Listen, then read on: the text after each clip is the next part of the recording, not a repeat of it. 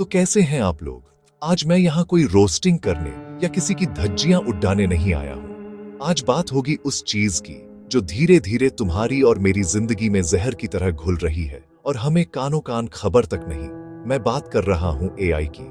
अरे वही जिससे तुम लोग अपनी फनी फनी फोटो बनवाते हो और सोचते हो कि वाह क्या टेक्नोलॉजी है, मगर क्या तुम्हें पता है कि इस टेक्नोलॉजी का एक दूसरा भयानक चेहरा भी है? एक ऐसा चेहरा जिसे बड़ी बड़ी कंपनियां और सरकारें तुमसे छुपाने की पूरी कोशिश कर रही है।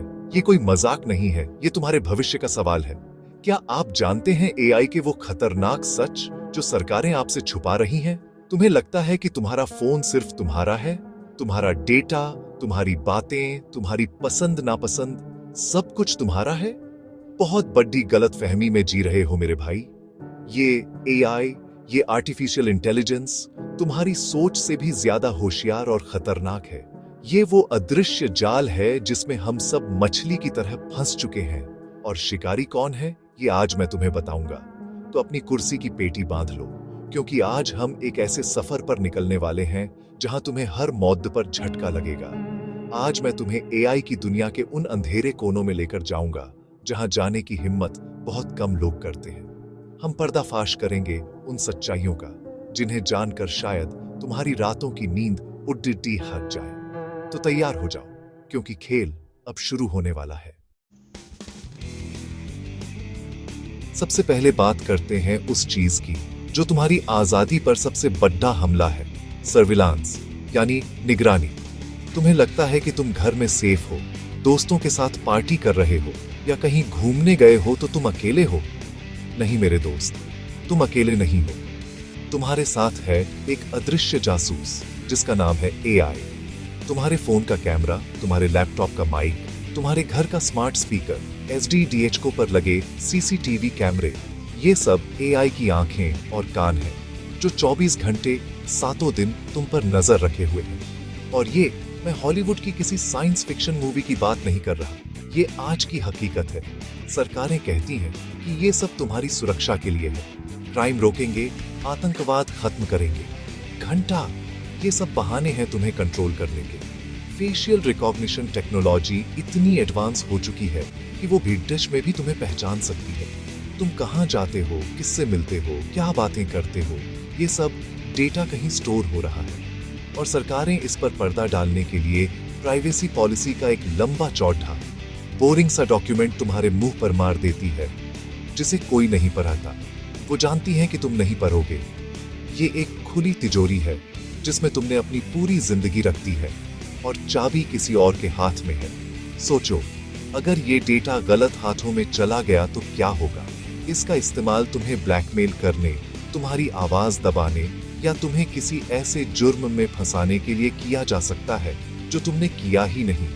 तुम्हारी हर छोटी बड़ी हरकत को रिकॉर्ड किया जा रहा है, एनालाइज किया जा रहा है और तुम्हारे खिलाफ ही इस्तेमाल करने के लिए तैयार रखा जा रहा है।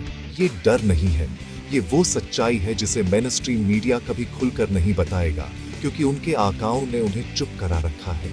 तुम्हारी प्राइवेसी एक मजाक बन चुकी है।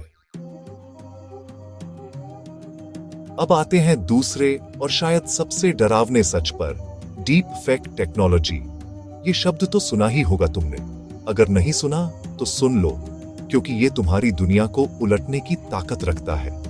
डीप फेक मतलब एआई का इस्तेमाल करके किसी का भी चेहरा या आवाज किसी दूसरे वीडियो या ऑडियो में लगा देना, और वो भी इतनी सफाई से कि असली और नकली में फर्क करना नामुमकिन हो जाए। सोचो, कल को मेरा ही एक वीडियो आ जाए जिसमें मैं किसी को गालियां दे रहा हूं या कोई देशद्रोही बात कर रहा हूं और वो वीडियो मैंने बनाया ही न हो।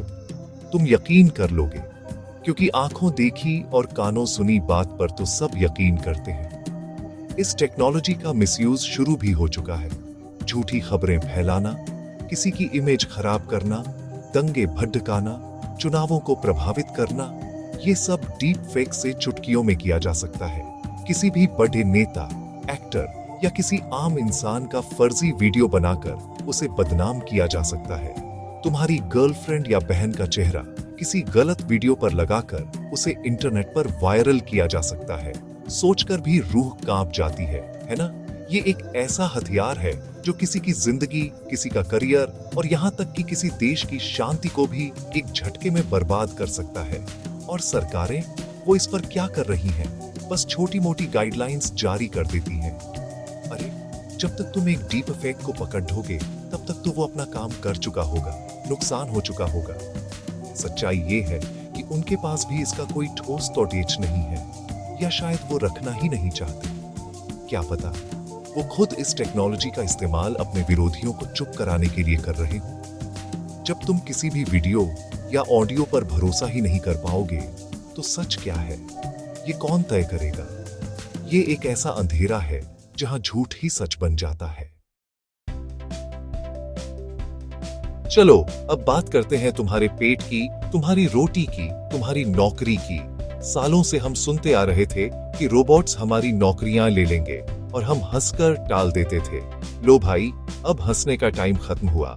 एआई सिर्फ फैक्ट्री के मजदूरों की नहीं, बल्कि तुम्हारी और मेरी यानी व्हाइट कॉलर जॉब्स भी छीनने के लिए पूरी तरह तैयार है। Content writer, graphic designer, customer service, data analyst, यहाँ तक कि कोडर और लॉयर, एआई अब ये सारे काम इंसानों से बेहतर, तेज और बिना थके कर सकता है।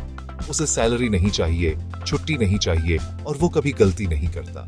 बड़ी बड़ी कंपनियां तुम्हें बताएंगी नहीं, लेकिन वो धीरे धीरे अपने एम्प्लॉयज को एआई से रिप्लेस कर रही है। क्यों? क्योंकि इससे उनका खर्चा बचता है, प्रॉफिट बढ़ता है। और सरकारें इस मुद्दे पर एकदम चुप हैं। वो तुम्हें स्किल इंडिया और स्टार्टअप इंडिया के सपने दिखाएंगी, लेकिन वो ये कभी नहीं मानेंगी कि देश में एक बहुत बड़ी बेरोजगारी की सुनामी आने वाली है, जिसका कारण एआई है। वो तुम्हें ये कड़ी डेवा सच बताकर पैनिक नहीं फैलाना चाहती, या शायद उनके पास इसका कोई प्लान ही नहीं है। उन्हें बस अपने वोट बैंक और इकोनॉमी के झूठे आंकड़ों की पड़ी ही है। जरा सोचो उस भविष्य के बारे में जहां लाखों करोड़ों लोग पढ़े लिखे स्किल्ड लोग सर्टेजकों पर होंगे क्योंकि उनका काम अब एक कंप्यूटर प्रोग्राम कर रहा है। समाज में कितनी अशांति फैलेगी, क्राइम कितना बढ़ जाएगा। ये सिर्फ कुछ नौकरियों के जाने का सवाल नहीं है, ये पूरे सोशल स्ट्रक्चर के ढह जाने का खतरा है। सरकारें तुम्हें तैयारी करने का मौका भी नहीं दे रही हैं। वो बस उम्मीद कर रही हैं कि जब तक ये बम फटेगा तब तक उनकी कुर्सी बची रहे। लेकिन ये बम फटेगा जरूर, और इसकी आवाज बहुत दूर तक जाएगी। हम इंसानों में एक बहुत बुरी आदत है, भेदभाव। हम रंग, धर्म, जाति, जेंडर के आधार पर एक दूसरे से भेदभाव करते हैं और हमें लगता है कि मशीनें यानी एआई इन सब चीजों से ऊपर होंगी। वो तो लॉजिक पर चलती हैं, उनमें इमोशंस नहीं होते। यही हमारी सबसे बड़ी भूल है। एआई को बनाता कौन है? इंसान।